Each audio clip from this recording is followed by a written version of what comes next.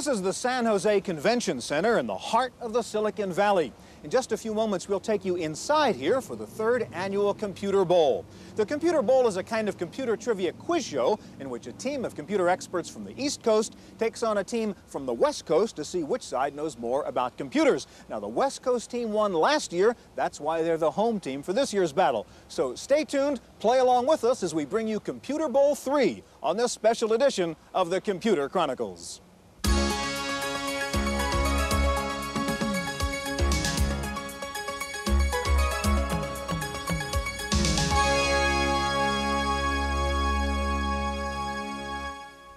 Computer Chronicles is made possible in part by Central Point Software, suppliers of utility software, including disk backup, data recovery, file and desktop management, and virus protection. Central Point Software, making computing safer, simpler, faster. Additional funding is provided by the Software Publishers Association, which reminds you it's a federal offense to copy software, and by PC Connection and Mac Connection, and by Byte Magazine and Bix.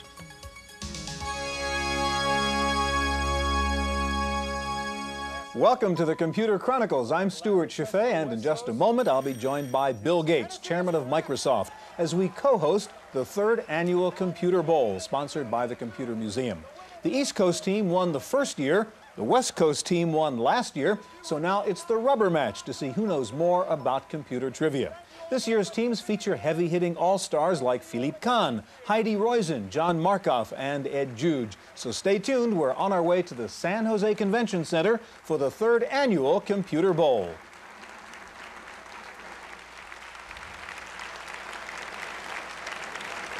Good evening and welcome to the Computer Museum's 1991 Computer Bowl version 3.0, also known as Computer Bowl 3, presented by the Association of Computing Machinery. We're here in the heart of the Silicon Valley tonight at the San Jose Convention Center, home turf of the reigning Computer Bowl champs, the West Coast team. But tonight is the rubber match of this now legendary rivalry, or we could call it the Revenge of the Nerds Part 2. As the brains from the East Coast have come to play ball, and as you know, in a championship match, as they say, anything can happen. We're joined tonight by live audiences connected via satellite at the Computer Museum in Boston, and also at the Hub Ballroom on the University of Washington campus in Seattle. And of course, we have what I gather is a slightly partisan crowd right here in San Jose. What's it all about? This Computer Bowl, which you can see down here right in front of me, it has been in the possession of the West Coast team for the past 12 months after a thrilling sudden death victory just a year ago in Boston. So without further ado, let's begin by introducing the challengers from the East. In this corner, from Digital Equipment Corporation, Research Vice President Samuel the Brushman Fuller. From the dubious field of journalism, New York Times technology writer John 50% Markoff. From International Business Machines, the Vice President for Science and Technology, Dr. John Jack Armstrong. From AT&T Computer Systems, the Vice President for High Performance and Fault Tolerant Systems, Dr. James No Fault Clark. And last but not least, the captain of the East Coast team, computer historian and deep thinker, Pamela McCorduck. Let's hear it for the East. All right, now in the opposing corner, the home team and defending champions from the mellow West Coast. It looks like the East Coast has mellowed out a little bit here. From the Tandy Corporation, the Director of Market Planning for Radio Shack, Ed, here comes the Juge. From Intel Corporation, President of the Microcomputer Component Group, David Powerhouse. From Metaphor Computer Systems, President and CEO, David the Goliath Liddell. From the world of jazz, and also President of Borland International, Philippe King Kahn. And the captain of the West Coast team, the president and CEO of Teamaker Company, Heidi Poison Roizen. All right, you may be seated, ladies and gentlemen. And here's how we're going to play the game. We will have 4 rounds of questions.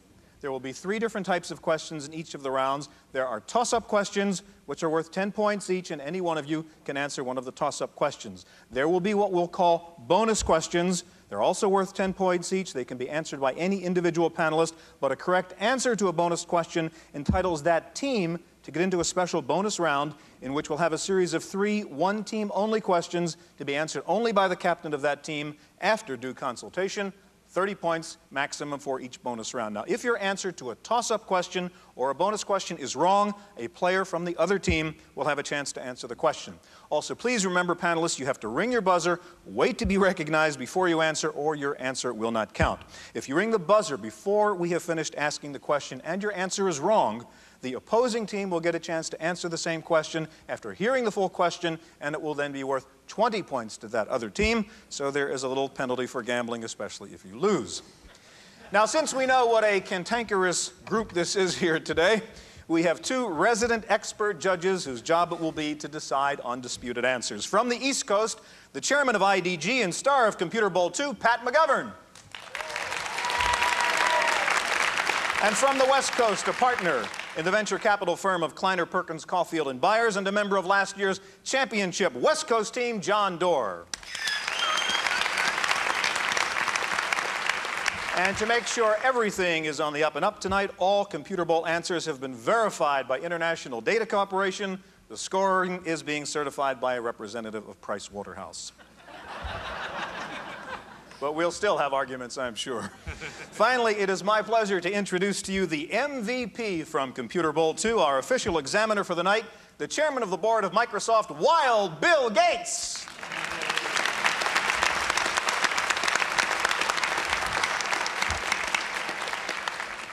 Okay, ladies and gentlemen, get your hands ready, get your brains working. Bill, we are about to begin. It's all yours.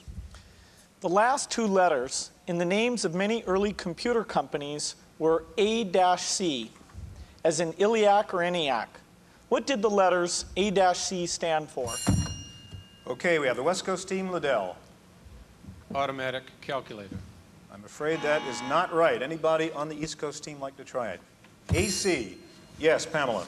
Automatic computer. Automatic computer is right. That's 10 points for the East. All right. Next question, Bill. How many data bits are there in the S100 bus? Come on, okay. West Coast Juge. There aren't any data bits in the bus. Anybody on the East Coast like to give that a shot? Okay, Mr. Clark. 8. 8 is the right answer. 20 points now for the East Coast. Sorry about that, Ed. Go ahead, Bill.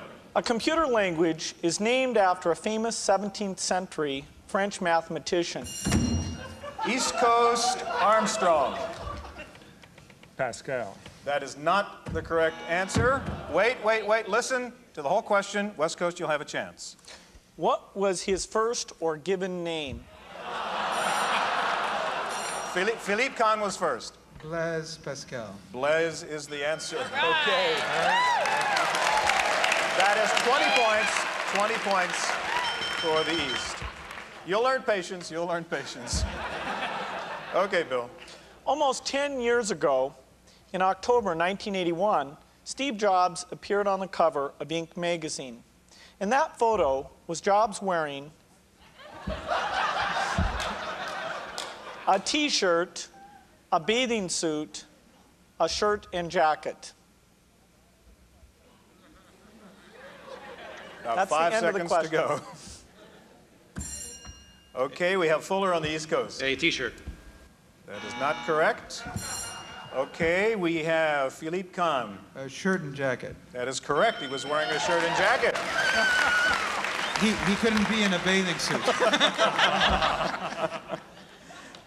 All right, we're now coming up to a bonus question. First of all, let's check the score. The West Coast has 30 right now. The East Coast has 20. We're about to begin a bonus round. Pay attention. In the 1959 movie Desk Set, Katharine Hepburn and her staff are worried that they might be replaced by a computer being installed by Spencer Tracy. What was the name of that computer? Was it the Emerac, Calla Lily 1, Univac. All right, we have West Coast, Heidi Roizen. It was the Univac. I'm afraid that's not correct. You have a chance to try for this question on the East Coast. Maybe repeat the choices, Bill, so the question's clear. Emerac, Calla Lily 1, Univac. Who would like to give it a try? All right, you're on, yes. Go ahead. Emerac. Emerac is right. 50-50, as Ed said over here. All right, East Coast, that gets you into this next bonus round. I'm going to ask you a series of questions, and the category is going to be television, since you seem to be so good at movies. In the 1950s, now remember, you can consult now, and only Pamela, your captain, can answer for you, okay? In the 1950s, a computer company was the sponsor of a TV quiz show. What was the computer company? Was it IBM, RCA, Burroughs, or Remington Rand? You have 10 seconds. For 10 points. You don't have to ring your buzzer. Yes. RCA. I'm afraid that's not the right answer. The correct answer was Remington Rand. All right, you can still get 20 points out of this bonus round. Here's the second question. That same quiz show was in fact a very well-known TV program at the time. What was its title? I've Got a Secret, What's My Line, or Beat the Clock? For 10 points. The show sponsored by Remington Rand. You don't have to ring. Give me your answer. Beat the clock. I'm afraid you didn't. That's wrong. It was What's My Line, sponsored by Remington Rand. You've got one more shot at 10 points here. Slightly different area, maybe you'll be better. In the mid-1970s, one of the first real personal computers was introduced. The computer was named after a destination visited by the Starship Enterprise on the program Star Trek. What was the name of that destination and that computer? Was it the IMSI, the SOL, the Altair 8800, or the Apple II? It was the Altair. Sorry? It was the Altair. That's a correct answer. You did get 10 points out of that, the Altair 8800. All right, the score at the end of that bonus round now, the East Coast still ahead, 40-30 for the West. We're up for another toss-up question, Bill. Who was the recipient of the first Turing Award? Was it John McCarthy, Donald Knuth, Egstra Dijkstra, or Alan Perlis? All right, McCordick on the East Coast. Alan Perlis. Alan Perlis is correct in 1966. 10 points for the East. Next, Bill. What does the term BitNet stand for? East Coast Markov. Because it's time. That is not the correct answer. Would anybody on the West Coast like to try? Yes, Philippe. Binary digit. No, that's even worse. Did you say bit? You almost had it over here. The answer is because it's time, network. You forgot the net part of BitNet. Okay, can we move ahead to the next bonus question, please? Bill number 15, would you? Punch cards were initially developed in 1801 by a textile mill owner to automate the patterns woven into cloth by his textile loom. What was the name of the man who first developed this application? East Coast Armstrong. Jacquard. That's correct, Joseph Marie Jacquard. All right, that bonus question gets the East Coast into a bonus round then. That was a bonus question. And I'm going to ask you again 3 questions. You have a chance to recoup from the last time. All right, remember, consult. The captain gives us the answer. All right, there are mainly 2 layouts for a computer keyboard, the QWERTY keyboard and the Dvorak keyboard. However, several of the letters appear in the same position on both keyboards. How many of the alphabetic keys appear in the same place on both layouts? Is it 2, 4, 6, or 8? You have 10 seconds. For 10 points. 4. I'm afraid that's not the right answer. It is only 2. However, if you'd like to get another 10 points, can you tell me which 2 keys are in the same position on both keyboards?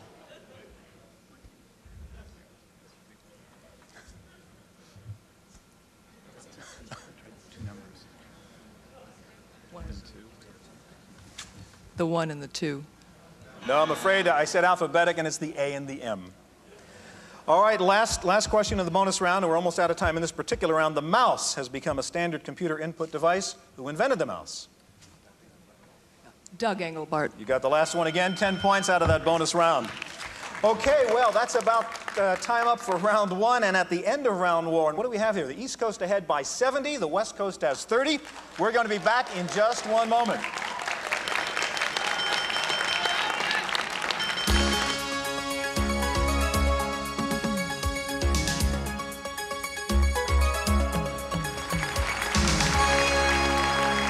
Welcome back to Computer Bowl 3. This is round 2 right now, and the score stands East Coast 70, West Coast 30. A little bit of work to catch up with you guys. Let's get to the first toss-up question, Bill. Who composed the Chinese room problem in an attempt to prove that computers can't think? McCormick on the East Coast. John Searle. John Searle is the right answer. 10 points for the East. Some computer scientists are a bit odd. One famous computer pioneer had a hatred for street musicians. Who was it? McCormick on the East. Charles Babbage. Charles Babbage is right. Another 10 points for the East Coast. Next question. High Sierra is the name of the CD-ROM standard. What is the origin of that name? Was it named after the chief designer's dog, a communications code word, a hotel? Philippe Kahn on the West. Hotel. That's right, it was Del Webb's High Sierra Hotel. Very good. Okay, 10 points more for the West Coast. All right, we're at 90-40 right now, Bill. What was the first machine with an Ethernet interface? Liddell on the West Coast.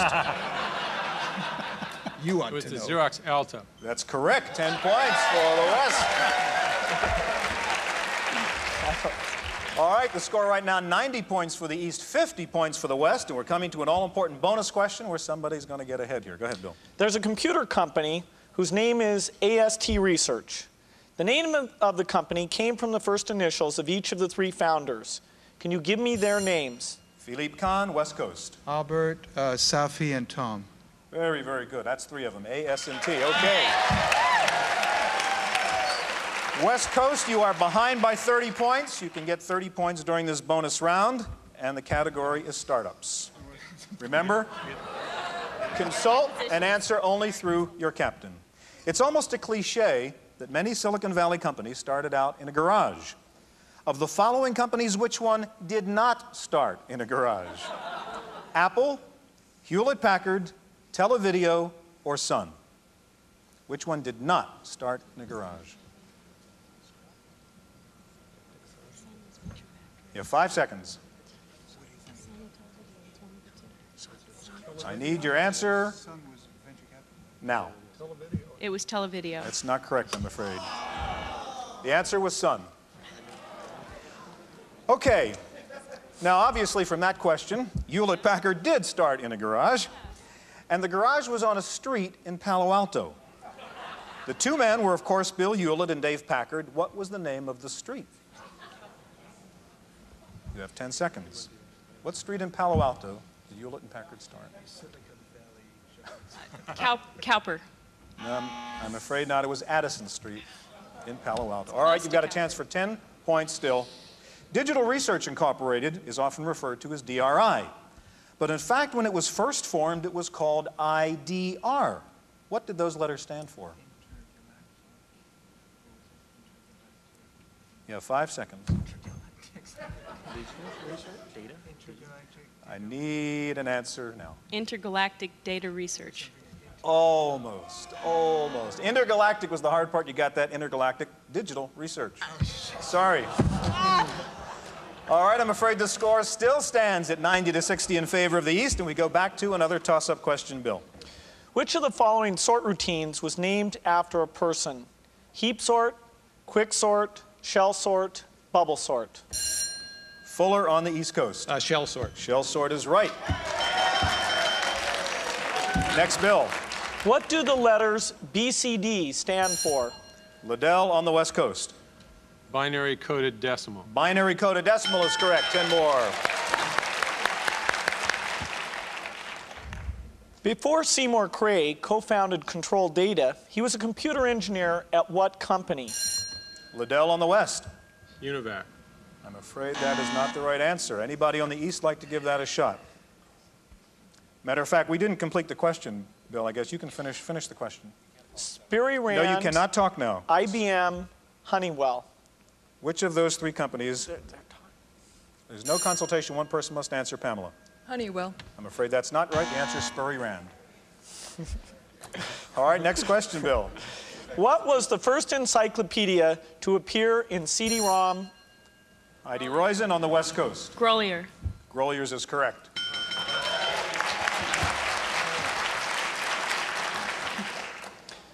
Three computer companies have the word Packard in their name. Can you name those three companies? You have 10 seconds. All right, House on the West.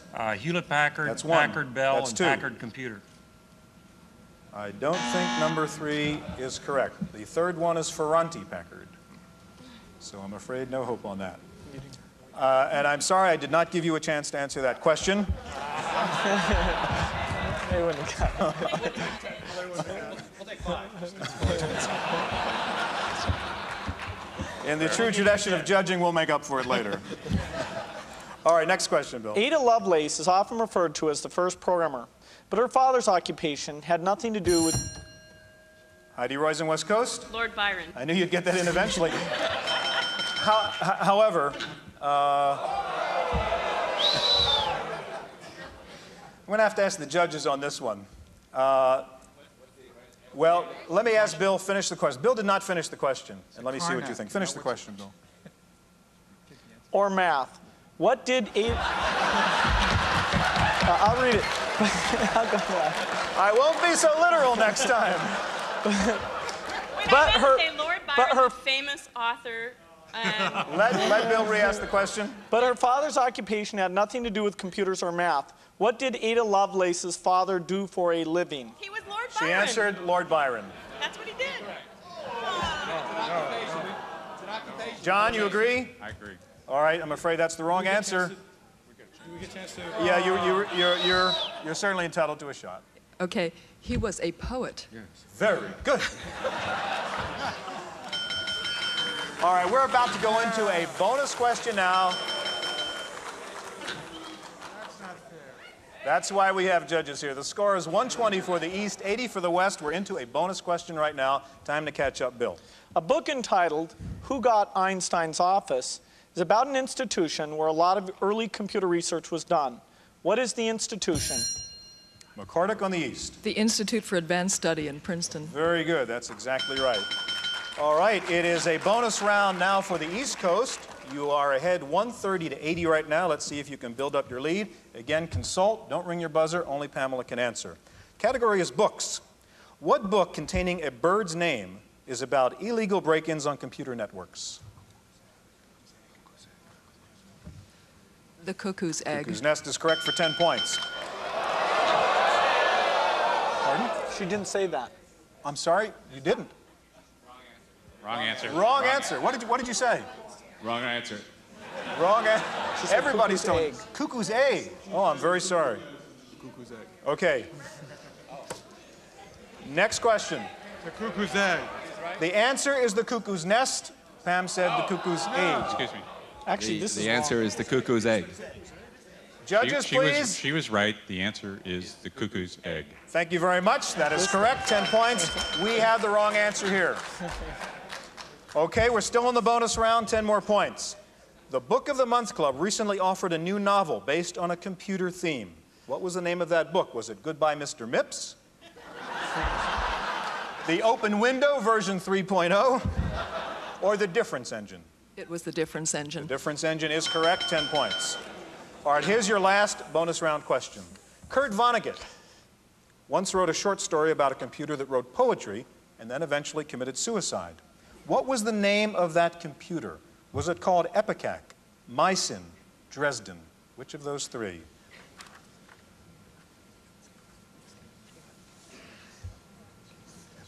I need an answer now. Epicat. Epicac is correct for 10 points. Okay, that's the end of the bonus round, and in fact, that is the end of round 2. Right now, the East with a very commanding lead of 160 points. The West Coast 80 points, but we have 2 rounds to go. No, we have 2 rounds to go. For those of you here in the San Jose Convention Center and for all of you watching live via satellite, please stay seated. We're going to resume the Computer Bowl in just a moment after we take a very brief technical break. Now, for those of you watching this at home on television, that's it for this special edition of Computer Chronicles. We'll be back next week with the last half of the Computer Bowl, rounds 3 and 4, to see whether the East Coast or the West Coast earns the title of Masters of the Computer Universe. We'll see you here again next week.